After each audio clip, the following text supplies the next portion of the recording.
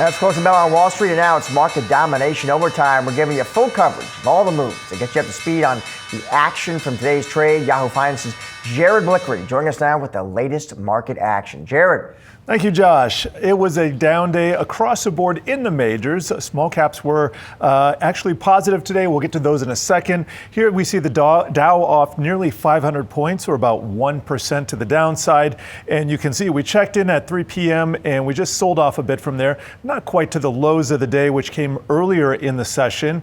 And looking at the Nasdaq, that was off a little bit less than the Dow, but now it closed down 1.2%. So it was the worst off of the majors. Very similar chart. And here's the S&P 500. It was threatening to go positive. Almost got to that unchanged line, but finished the day down about 0.8%. And as promised, wanted to show you the small caps as well, because Russell 2000 had gains of about 0.5%. Also tracking volatility, that has been trending higher. Here's today's intraday price action on the VIX, but let's take a look at the 3-month. Definitely challenging the China scare highs that we had in mid-October, so that's something to keep an eye on there. And from there, we got to move on to the sector action. We did have some positive action in sectors, but mainly defensive. Energy and healthcare, your number 1 and number 2. Then number 3, we got communication services, staple and real estate and materials. That rounds out the top row.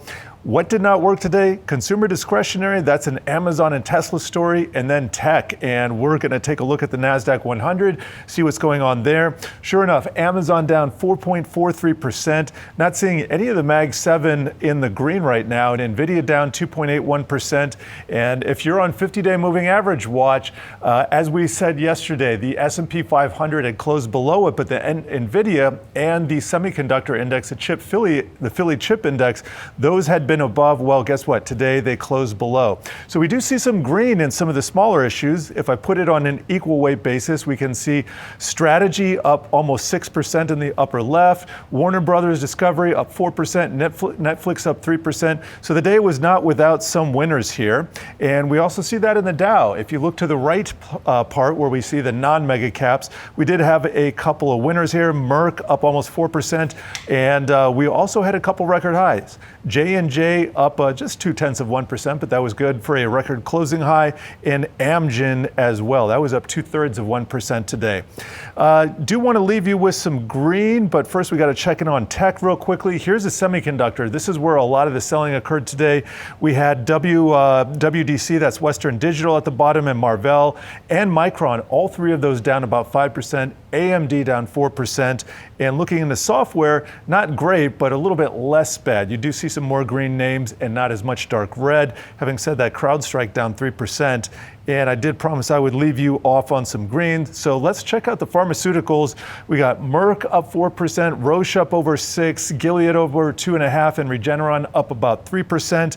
And also I said energy. Energy was looking pretty good today. And we can see that on this board. ExxonMobil up about 1%. ConocoPhillips up there too. Send it back to you, Josh. All right, thank you, Jared. Well, November off to a rough start here, halfway through the month, and all three major averages in the red. So what does this mean for stocks through year end? For that, we have Sam Stovall, CFRA Research Chief Investment Strategist. Sam, always great to see you. And let's start here, Sam. And you're, of course, a great source for this. What does history, Sam, have to teach us about this market, where we are and where perhaps we could be headed? Well, Josh, good to talk to you.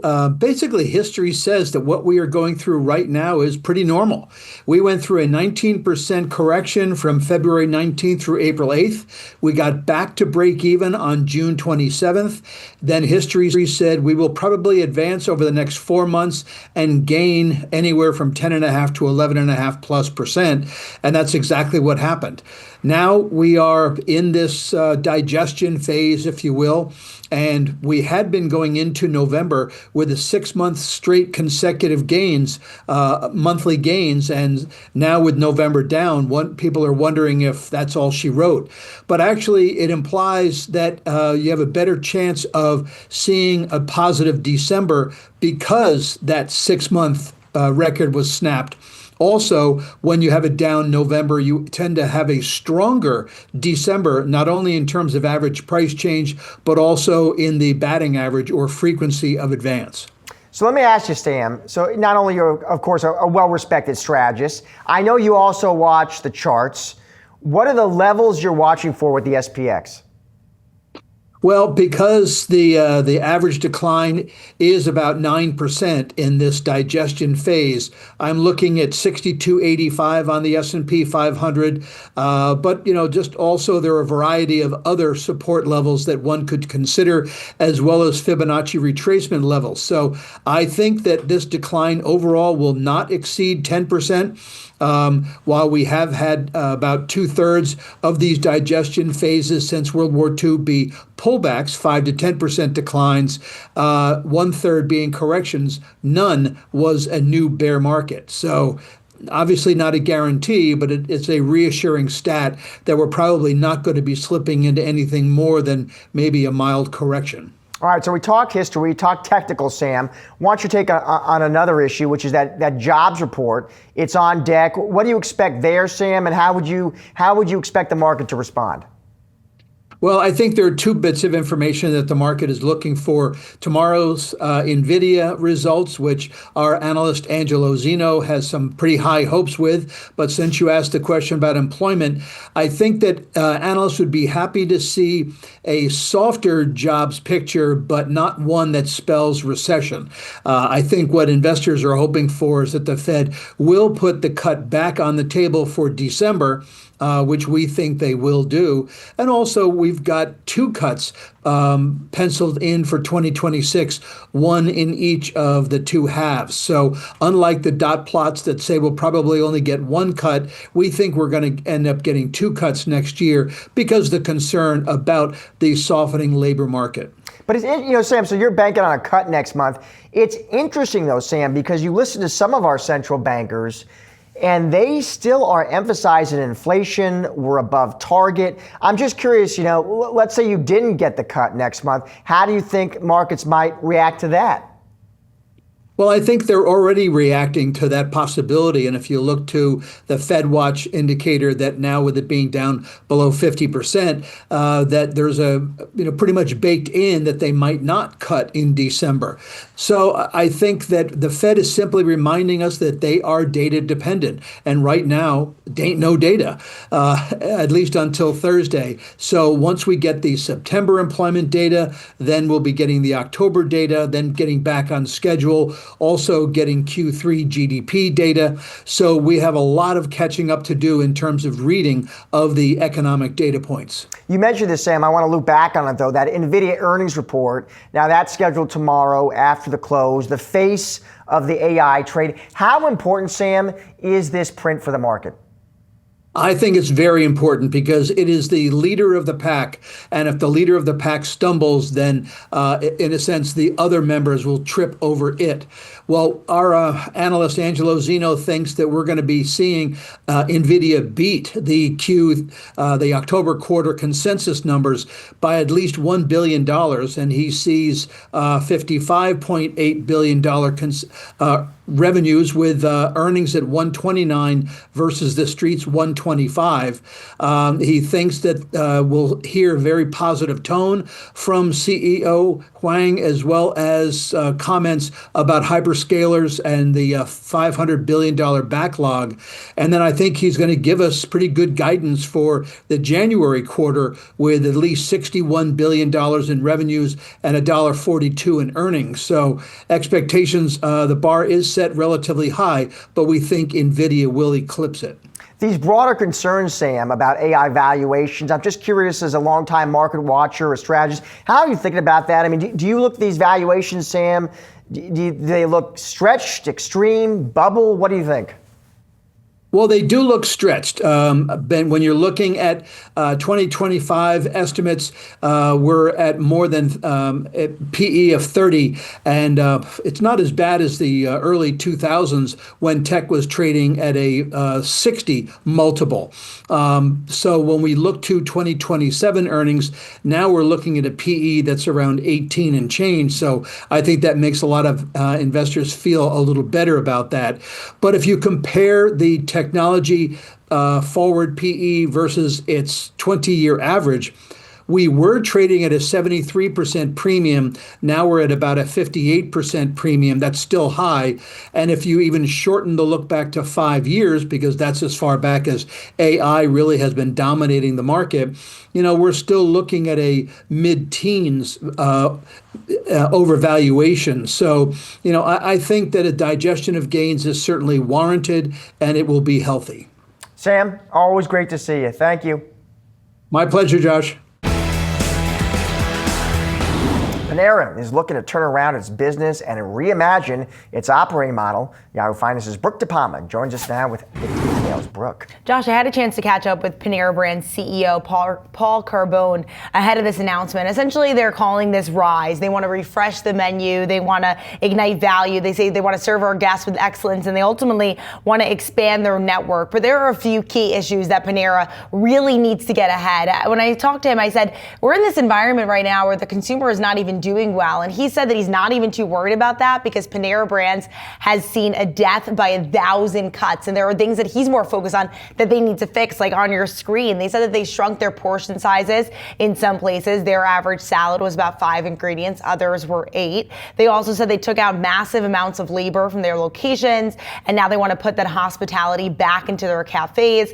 He also said they're testing out value options. They're looking at how well Chili's is doing right now and saying, why don't we have something like the 3 for Me? Also, Paul's a former Dunkin' guy. He even said that he goes to Dunkin' to grab a $6 meal on the weekends. Also, McDonald's has their extra value meal. Applebee's doing well with their value. And he said Panera just doesn't have something like that right now. And also, the last thing here, they need to bring that warmth back into the cafe. He said that they were the first to do it. And I said, isn't that kind of like what Starbucks is trying to do right now? And he said that it's not a zero-sum game what they're trying to do and what Panera is trying to do. But ultimately, they want to bring back book clubs. They want to bring back people within Panera's doors. Let me ask you a broader question. You look at that fast casual space right now. How's it holding up? What do we need to know as investors? Yeah, well, right now, the fast casual space that Panera ultimately competes in, it's not doing well at all. And so they're ultimately competing for a small share right now when consumers are pulling back, taking a step back. We heard from Cava, we heard from Sweetgreen, we heard from Chipotle, and they're all not doing well. In these latest results, as you can see on your screen, we saw Sweetgreen really lead the decline lower. They saw a 9.5% drop in same-store sales growth year over year. Chipotle was roughly flat. And also Cava didn't see as quite large of an increase that it saw last year. And it's largely because they're competing for this consumer who's extremely strapped right now. Also, think about the kind of folks who go to these restaurants. It's particularly a younger consumer who's up against their student loan repayments. They're trying to finance a house potentially, and they have a lot more financial burdens than what they used to a few years ago. Yeah, affordability, big key issue. Thank you, Brooke. Well, the rapid decline in Bitcoin, down 30% in just the last month or so, has many investors wondering whether crypto winter is coming. But my next guest says that crypto will eventually see less volatility. Joining me now, we have Alexander Blume, 2Prime CEO. Alexander, it's good to see you. So let's talk about this move here. So Bitcoin reaches that record high above 126,000. That was October 6th. Now we're back to about 93 here. We did actually slip below 90. What explains this move? How do you make sense of it? Josh, great to be with you. Thanks for having me. I'd say there's a couple industry-specific factors along with crypto-specific ones. Crypto goes down 30% sometimes, even in bull markets. That's common behavior. If I've been through the 12 years I've worked in Bitcoin, it's been down 80%. There's also, I think, just sort of macroeconomic headwinds that people are nervous about. What I can say, though, is that we work with some of the largest Bitcoin holders in the world, corporate companies that hold billions of dollars of Bitcoin. And I had a client today asking if they should take out another loan to buy more Bitcoin. And clients are asking if they can get more long exposure through derivatives. And so I think the constitution of who owns Bitcoin has changed to a more institutional basis. And they see this as shopping season, not a time to panic. Do you give targets, Alexander? I was just wondering, for Bitcoin, what do you see maybe 12 months out? I think there's a lot of positive things to look ahead in terms of loosening liquidity conditions, the end of quantitative tightening, and regulatory elements that are changing. That'll make me think Bitcoin will be significantly higher than it is now into next year. I can say, last 4 to 8 years ago, we had clients, they did not have full-time lobbyists in DC talking to politicians all day advocating for this asset and getting rules passed, I think we'll see market structure and new kinds of rules passed because there's money and huge support and energy behind Bitcoin that is here to stay. Do you think, Alexander, obviously when we think about Bitcoin, we think of a volatile asset. Do you think, looking ahead, does it become less volatile as institutions move in harder? Absolutely. I think the nature of any emerging asset is for it to become less volatile. You have clients hiring us to trade volatility to pull Bitcoin out of the market for them on the scale of billions of dollars. You have other professional traders doing this. You have a different constituency, like our clients, they own $100 million of Bitcoin and it's 2% of their whole sleeve in their portfolio. And so groups like that, they're not going to get shaken out because there's a 20, 30% move. They are expecting that and it's sized into what they're doing. And so in the institutional nature of the kinds of clients moving into the asset, you're going to have less volatility because they're just not as reactive. These are long-term holders looking for macro upside and inflation hedges that are okay with small moves, 30% in the short term. Do you have line of sight, Alexander? I'm just curious, maybe you or even third parties, about just sort of who owns Bitcoin now? I mean, is it Josh and Alexander or is it institutions? It's increasingly institutions. I mean, our client minimum is $10 million. And so all I know about is the institutional side. And I can say the clients we have are adding more Bitcoin into their portfolios, family offices and fund of funds, public companies with not just Bitcoin on the balance sheet, but cash flow to buy more Bitcoin. And then I think that there are, BlackRock and the like promoting this for the retail crowd or the high net worth individual crowd. And so the composition has certainly changed towards more institutional buying over the last just even 2 years. When you're talking Bitcoin, Alexander, I'm curious to get your take on that digital asset treasury theme as well, that DAT theme. I mean, I'm looking at strategy, which was higher today, but it's down, nearly 30% in the past month. I'm just wondering, do you think there's any kind of broader message that's sending us as investors? DATs are essentially closed-end funds with expenses. It's Bitcoin with expenses. Some of them, like strategy, are uniquely positioned to maybe add extra value. I think there was a trend of just so much excitement around Bitcoin and public markets that people rushed in. What I'm seeing with groups that we're talking now is there's real operating businesses that are going to add Bitcoin to their balance sheet or are going public with an intention of being Bitcoin balance sheet businesses. And so I think we're transitioning from just companies that bought Bitcoin and they get to hold on and charge fees on that Bitcoin to companies that are building Bitcoins, like ours, built around monetizing and doing things with Bitcoin. And so I think the standards for what public companies that work with Bitcoin need to achieve to garner real investment from both retail and institutional is changing. And the ones that aren't doing well are going to trade below NAV because it's just Bitcoin with poor management and expenses. So that's how I see it. I'm curious, Alexander, maybe you've had this conversation if you run into friends and family and they say, why should I own Bitcoin? I'm just curious what you tell them, what kind of the thesis is there, and then how you say you should own Bitcoin. Do you tell them Bitcoin, ETF, no, pile into a levered play like strategy? What do you say? I think there's, three things come to mind. One is you just point to the track record. It has very low correlation historically to almost any other asset. And it's up, 10,000% over the last 12 years. It's hard not to think that's great. Even in the current regime where it's maybe more muted returns of 20 to 30% a year, that's a phenomenal asset. The institutionalizations make it even more attractive to own. I would say beyond that, just watch what the government has done with our money over the last 5 years. They've printed half the money in the world into existence and inflated away the money that we've had unless you've owned hard assets like Bitcoin or recently gold. And so you want to own hard assets, and Bitcoin is the hardest asset. And then beyond that, I just can speak to our experience of the energy and amount of new companies coming to us that are of institutional size that are either already in the market or getting ready to enter to the market that give me a lot of confidence. Last question, Alexander. We talked about potential catalysts, opportunities. If I asked you what's the biggest risk to owning Bitcoin, what would you say? Oh, I think the biggest risk is your emotions. I think if you can step back a little bit and own Bitcoin like an institution does, like our clients do, then you just have to hold on for the ride. You don't have to do a million things or decide when to get in and when to get out. I think Bitcoin's ultimately going to $1 million per Bitcoin. And so the hardest thing is just to do nothing and let the asset work for you. Alexander, great to have you on the show today. Thank you, sir. Thanks, Josh.